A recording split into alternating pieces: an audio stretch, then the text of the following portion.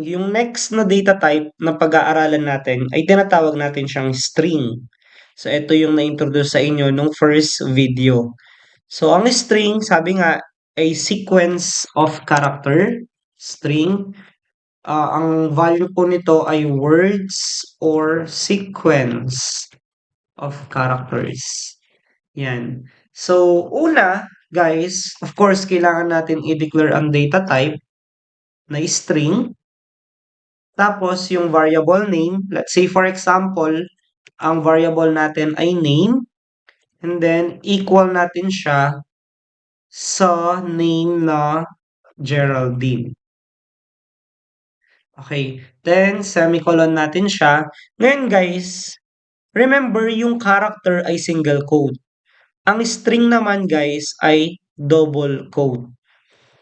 Yan yung lagi niyong tatandaan. Ang difference ng character, single quote.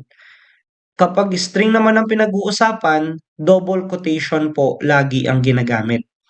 So, hindi po pwede na magde-declare ka ng car grade, tapos equal mo siya sa double quotation tapos A. Hindi po.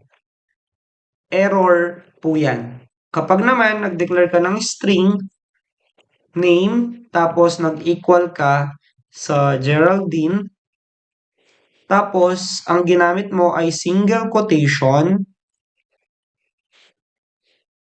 error din po yan.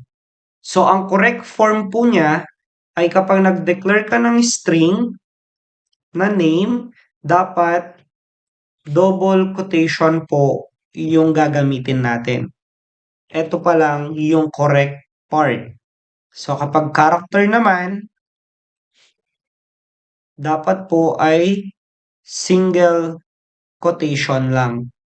Yan po ang correct way ng pagde-declare ng data type and variables or value nila. Okay? So, remember, double quotation yan. Let's say, declare pa tayo ulit. String greetings. Equal natin siya sa, sabihin natin, hello. Yan yung magiging greetings natin. So, ngayon, next part na gagawin natin ay magsisystem.out.println.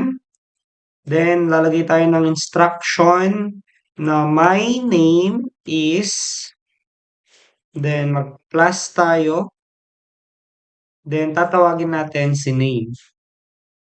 Okay, so, copy, paste, ito naman ay papalitan natin siya ng greetings.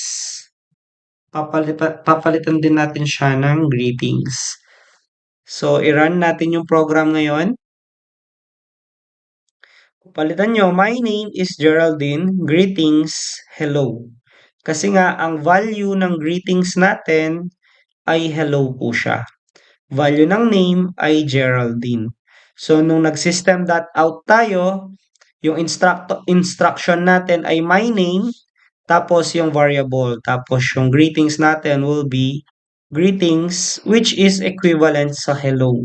So, ito yung isa sa mga data types na mostly nalilito yung mga programmers po natin. Again, rewind ko lang, kapag character, single quotation po tayo. Kapag string, double quotation po yung gamit natin.